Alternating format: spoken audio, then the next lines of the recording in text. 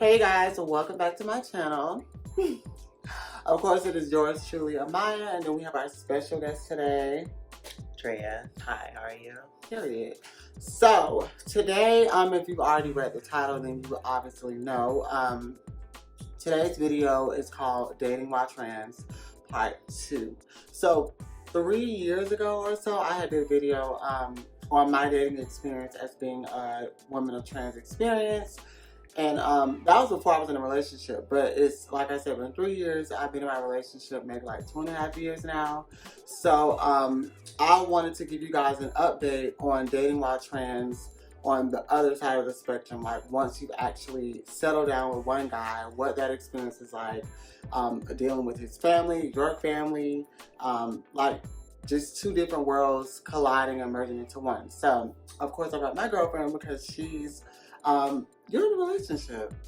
I am. Very good. So she's in a relationship now, and I thought it would be pretty dope to not only get my experience, but we also get her point of view with being in a relationship. So grab your snag, leave your shoes at the door. You already know the vibes. And we're going to go ahead and get into it. I think one of the biggest things is just like the misconceptions. Like, what are some of the misconceptions that you've experienced as far as like dating while trans? Because people feel like they know, but they really don't know. Some of the misconceptions I've experienced while dating while trans is this idea that there's no man out in this world who's gonna want to like love me out loud, who's gonna like be proud to be with me or be seen with me, or that I would quintessentially have to be just like a secret forever, and it's totally not like that. A really big misconception, because I can't even imagine. I remember, like, of course, you know, like when we were up and coming and then dating like the deal guys, we just always assumed that, you know, that's how life had to be. That's how it's supposed to be, and it's not. Right, we would settle for certain situations, but it's definitely not given that. I feel for anybody. You know what's funny? Women, well, let me not just say women, but people say that, but women are somewhat in that same situation, because it's a lot of girls who are dating guys and they aren't allowed to post the guy. He can only come and see you at night. You're a secret. So I don't even think that's anything to do with being, well, a part of it is trans, but a lot of cisgender women deal with that same thing. It's like, honestly, a man can only do what you allow. So if you accept the pickle juice, you gonna be drinking pickle juice. Wait, what? Yeah, the pickle juice. It's nasty, but some girls are drinking. And you just came up with that? No, Nicki Minaj said that. Okay, when she wanted her. Okay. Yeah, so I mean, in a way, I feel like we all kind of just deal with it in the same, I guess, in our own form of fashion. But being in a relationship is like, that's a lot of work. It is, and it's like a lot of times people like, well, when I know for me when I was single, I just got tired of like dealing with these guys and like them putting up a front like they really want something serious when it's in actuality they just want to have sex with you. But they do that. They do that to cis women as well. Yeah, they do it to both parties. Men lie. They falsely present themselves. They switch up. So it's really just it's up to you to have just you have to have some discernment about yourself and the people that you allow into your space, and vet these men. Like, I don't care. Call me a gold digger or whatever, you know, however they like to phrase it now, to shame women into just taking the scraps of whatever a man will give you. But no, you have to prove yourself to me. I'm sorry. That is very much true. It's just a front. But that was something that I used to get sick of. It's like you meet a guy, y'all text for a little bit, then all of a sudden it's like, it means you turn sexual. How big are you? Can I come over? What you doing later? Oh, I would do da-da-da-da-da to you. What? It's like, when's my birthday? You didn't even offer to take me out.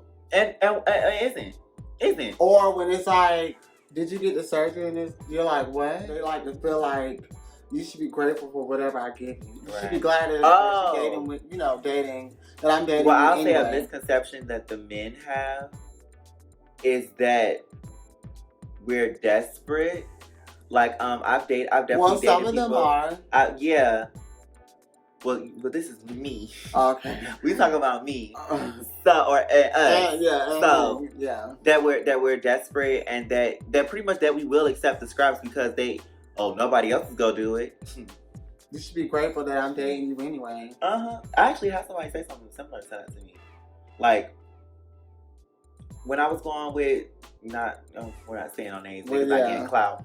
But back when I was living in Florida, he was like, "Oh yeah, because I took you around my family. Ain't no other man go do that." Da, da, da, da. Mind you, but guess what this is in response to? What? I call him cheating on me.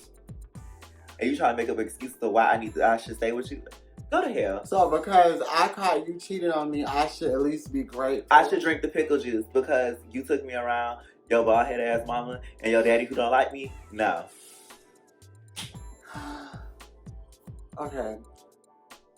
I don't think I had that experience, but a big, huge misconception from me, I would think, I think it was just for ourselves because I used to feel like being a trans woman that I don't want to say that we aren't deserving, but I never really imagined a happily ever after. I just felt like there's never going to be a guy that you'll meet who will solely want to just be into you. Like, if you do meet a guy and y'all do get together, it's going to come with some type of stipulation, like, y'all together, but he's still talking to this many girls. Y'all together, but he's a chaser. Y'all together, but he's broke. Y'all together, but he's a liar. Y'all together, but he's deal. Like, I just felt like we would get it, but it would come with some type of price that you would just typically have to just settle for. But like you said, I mean, a lot of them do make that comment, like, you know, the comment that you say that was like, you should be grateful anyway. Like, you trans, you should be glad somebody's dating you. I had a guy tell me, a guy tell me that nobody else not gonna want to be with you. And for a second, like, I kind of believed it too. Absolutely.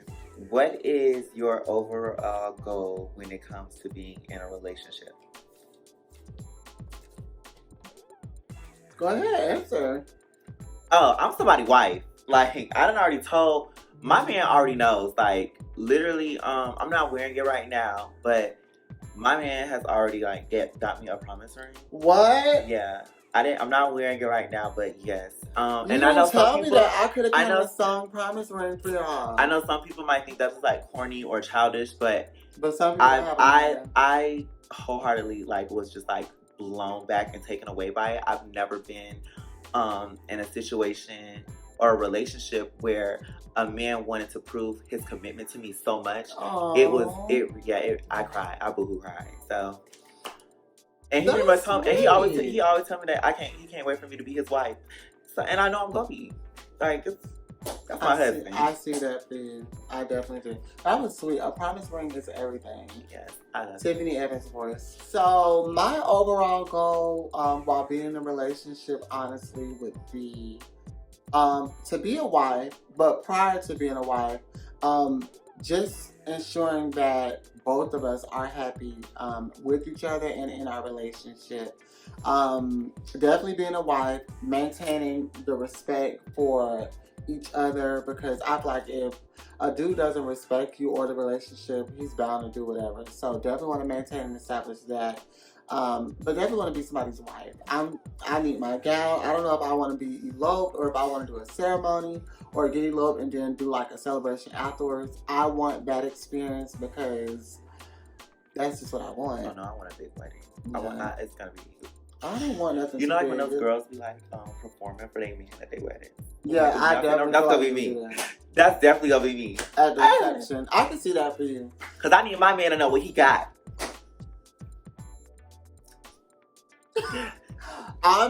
I think for me, I just want, I don't know, I feel like a destination wedding where it's just me, maybe like a few of my siblings, him and a few select family members for him. We go get married and then come back to the States and then do like a huge reception. DJ, food, open bar, you know, just carrying. I already have a color theme, like I tell you, I don't want to say it because I don't want to steal it. But a color theme. I'm just kidding. I'm kidding. Roaches. No, we can't do because we tried it. Okay. But yeah, I have all that. no shade, and some people may be like, oh my gosh, that's crazy, you didn't even get proposed to yet. But I already have my whole wedding mapped out. I did it while I was at work and just said, you know what, I'm gonna map it out. I have the color scheme, the amount of guests, the food, a whole itinerary mapped out, everything just the way I want it. So that way I don't need to pay a wedding planner. That money could go towards my dress or something, or our honeymoon. And I don't have to like stress like how women be spending months stressing about the wedding. Yeah. Everything will be fine. I even have an idea of how I want my dress. But what insecurities did you have to overcome in order to have a lasting, realistic relationship? Because you know it's insecurities we got to overcome within ourselves as well as like the person you're dating. Like in order for you to really like get into that relationship, like what did you have to overcome? So for me, I had to go on this whole journey of self-healing. Let the baby say it. I'm literally trying to make, if y'all can see my hand, like why are y'all, go to bed now. Go. I'm not editing that. Because the last time I did my video, non-stop barking in the background.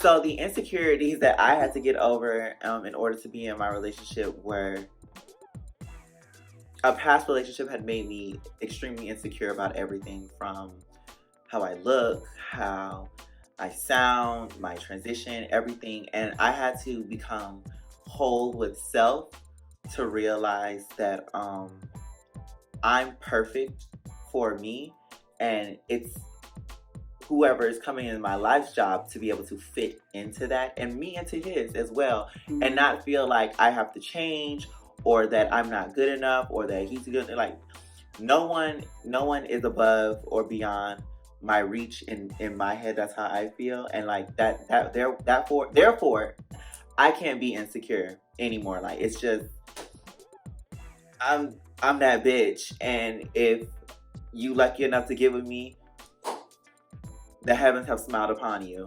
It takes a lot to get to that point to just ignore or to kind of like mentally just overcome those insecurities. I think for me, I was insecure, and I'm gonna just keep it 100 because I feel like a lot of the stuff that we mentioned, I'm sure all of y'all have been through that, but for me, I used to feel like, what if another girl comes along who's prettier, more passable, like she's everything like me times 2, you know, like am I gonna like have to deal with, you know, possibly being left? That was an insecurity. But then of course I had to remember like it, you know, but I'm gonna keep it 100. That's still something because, you know, people look at us and feel like, oh, y'all pretty, this and that, so y'all don't have no insecurities, but that's something I had. And then another one was, what if his family didn't, you know, support him wanting to be with me, especially with me being a woman of trans experience. Like now I would kind of have some type of guilt knowing that this dude is no longer with his family or associated with them because of me, and I'm leaving him in a position to choose between me and his family. And of course, you know, no one's gonna put their family, you know, over you in a sense. So it's like, I mean, put you over their family. So that's something I was definitely insecure about, like, you know, because I've had that in my past where I was dating my ex, and, you know, some of his friends and stuff found out that he was dating a trans woman, and they wanted no parts with him at all, like, to the point to where it was physical. So I told you, he thought I was his cousin. Well, tell them. Oh, so my boyfriend, he's not from here. So he only had one, well, he has 2 cousins that live down here, and his cousin used to cut his hair, and our relationship wasn't a secret. It just was one of those things where he just didn't like tell everybody that I was trans. And I guess he showed someone my picture or something, and you know, they asked him, they was like, you know, is she trans? And he said yeah, and they fell out. Like he told him like, oh, it's millions of women in Atlanta and you decide to get with the other. That For what I do not understand, hopefully somebody just tell me in the comments, like, what do y'all get out of inserting your personal beliefs on someone else's relationship situation, whatever? Like, how does that affect you if your brother, uncle, cousin, whomever is attracted to trans women? Like, what does that do for you? I understand, like, you may just have your own beliefs, or you may have your own idea of how you feel like this person should live their life and who they should love. But you really genuinely cannot help who you love. And if the person that is making your family member happy just so happens to be a trans person, like, what is the issue with that? To me, no shade. I feel like he was... he mad because he didn't get in first. I always feel like people who are the most like outwardly transphobic or homophobic, it's that demon inside of them. Like you're battling that demon. Not demons. You're battling those demons. Like yeah, because you really want to secretly just live out your life and do who you want, and you're so scared because now it seems to be, even though it has nothing to do with you, but because it's someone you know, it's in such a close proximity that you feel that it being so close now, oh, it's real. And they might see it in me now too. So I have to, it's the overcompensating. Because definitely, like... I just could not. That's disrespectful. At least it's that other. No, that is disrespectful. Other. And just even But you know what? I am an other.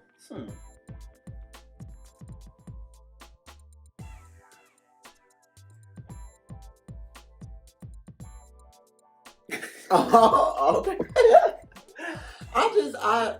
I don't know. It's crazy. No, but y'all fuck him. So this is a question, as he should.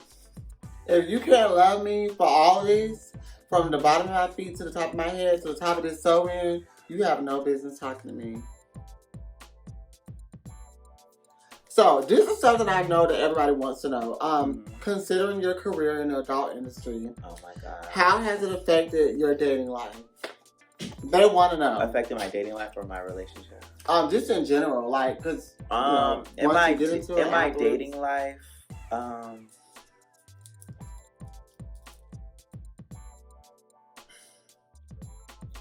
it has led people to have a certain perception of me that is solely based on my online persona, and then I feel like a lot of times guys used to be like a little bit taken aback by when they would meet me, and I'm nothing like that. I won't say it necessarily made it hard, but I will say that before I was the type of person that I am now, the people that I was dating just I dated some losers. Would you say they were understanding, or they were weren't sympathetic? I feel like they were opportunists. I'm gonna be real. I can give y'all that. I feel like I dated losers. I was dating opportunists. I was dating men of no means, men who had nothing, and that's because. But I actually spoke to how I felt about myself at the time. Like I was insecure about what I did, and I felt like, well, I'm doing this, so I if he's okay with it, so I can accept his flaws, but bitch, you can't accept.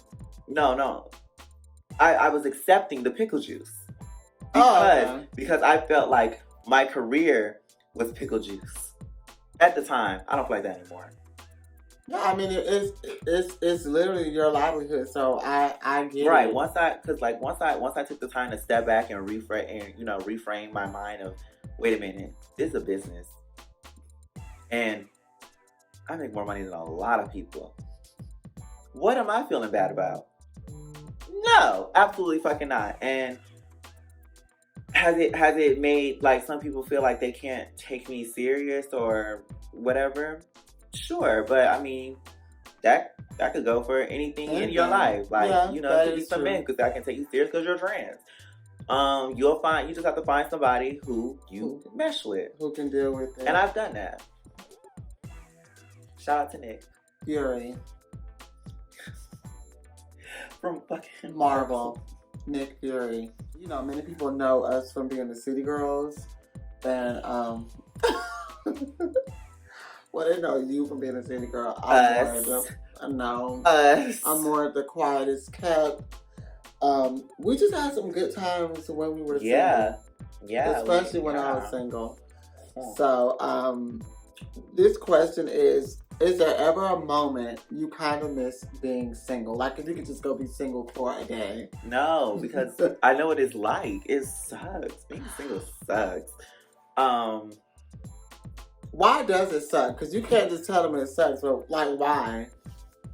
Okay, being single when you don't want to be single sucks. Oh, well, yeah.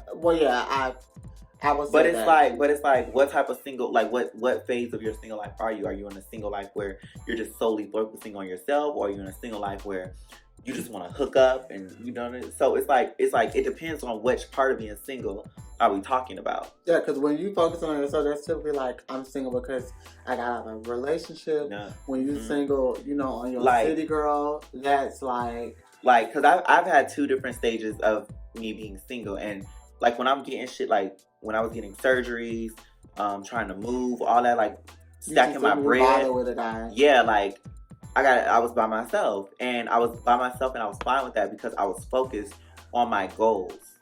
So, but like, do I miss being single? Hell no. It's dating apps, all that shit. It's so tiring. Meeting men, it not going nowhere, or wasting time, energy, just lies, unnecessary lies. Very much unnecessary. I've been there. I mean, I remember when I first moved to Atlanta and just, you know, getting out there and stuff, because I dated somebody prior to me being in my relationship, and it sucks. It's just annoying, and the thing about it for me is I'm all about comfortability, so I love being comfortable, and I like that phase of when we finish each other's sentences. I know everything about you, you know everything about me. I can leave my purse out around him, y'all. Whoa. Absolutely. I have him go in my purse. I'm just being silly. He actually has a pin on my card.